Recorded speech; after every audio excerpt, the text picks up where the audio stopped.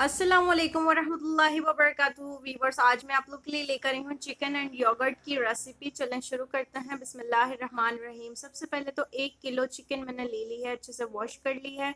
अब 1 table spoon पिसी हुई लाल मिर्चें हैं, 1 टेबल स्पून पिसा हुआ धनिया है, 1 टेबल स्पून तंदूरी मसाला है और ½ टेबल स्पून नमक है। तो ये सब मैंने ऐड कर दिया है। और ये लहसुन और अदरक का पेस्ट है, बिल्कुल फ्रेश, 2 टेबल स्पून है। अदरक की मिकदार इसमें थोड़ी ज़्यादा है लहसुन के मुकाबले में। और ये है 1.5 पाव दही।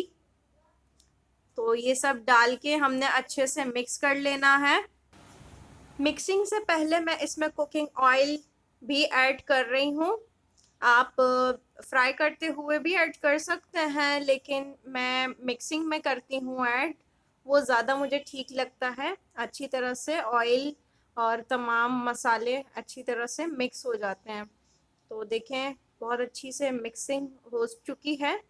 अब एक कढ़ाई है मेरे पास, इसमें मैं ये शिफ्ट कर रही हूँ तमाम जो भी मिक्सचर है।